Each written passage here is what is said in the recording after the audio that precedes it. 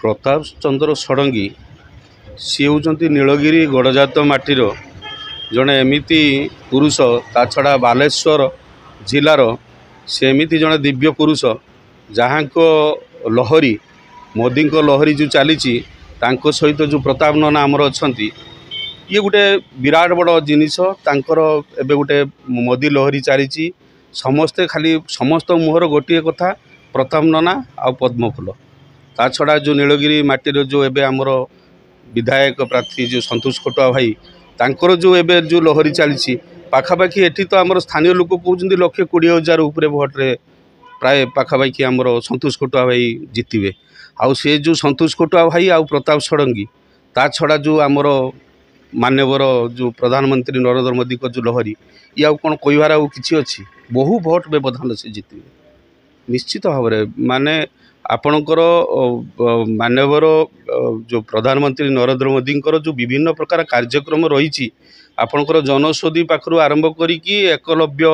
घर जो आपणकर विभिन्न प्रकार एकलव्य स्कूल ता छड़ा जो ऑक्सीजन प्लांट कथा आपण कहतु विभिन्न प्रकार आपणकर जगह जगार आपणकर जो देखुं नीलगिरी आपणकर कप्तिपदा रास्ता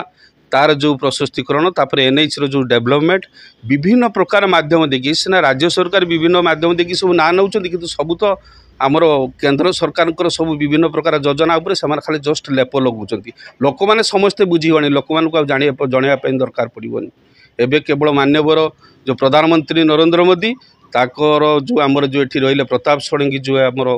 जो छेड़ा होती जो आमर ता भितर एमपी प्रार्थी सी तापर आमर जो संतोष खटुआ विधायक समस्ते को मुहरे गोटे नारा पद्मफुल जिंदाबाद आ कि ना देखो बालेश्वर गोटे एमतीका माटी बालेश्वर भितर नीलगिरी गोटे गड़जात माटी नीलगिरी एवं फेमस रही तेणुक नीलगिरी जो एमपी प्रार्थी ठिया बालेश्वर आम जो एमपी प्रार्थी ठिया प्रताप नना आउ नीलगिरी आमर जो विधायक प्रार्थी ठिया संतोष भाई एबे तो सबू से ही लहरी चली पद्मफुल डबल इंजिन चिन्ह तेणुक बहुत किछि काम एमतीका प्रताप नना आमर भी करिसंती खटुआ भाई भी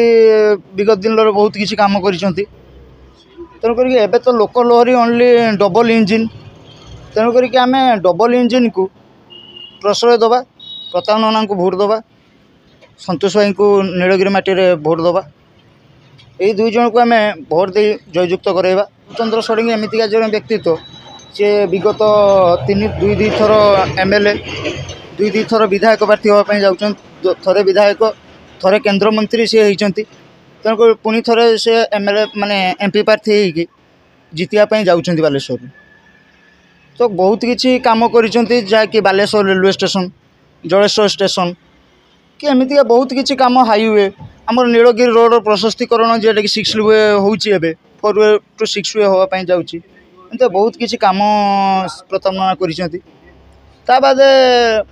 बालेश्वर आम कहवाई हेले डबल इंजिन एबे ही चली जोर जेहेतु नीलगिरी निर्वाचन मंडली जेहेतु गोटे एमतीका निर्वाचन मंडली जेटिकी डबल इंजिन ही एथर सफल हम कौन से विकास हो डबल इंजिन आसिले विकास देखो विकास तो एमतीका भी प्रताप नना करी चली विगत 5 वर्ष पूर्व आग को भी एमतीका विकास हो चलो जो जो मानकर विकास है ना माने जो जो काम अधूरा रही जाइए ताहा डबल इंजिन हेने आम सफल करूँ।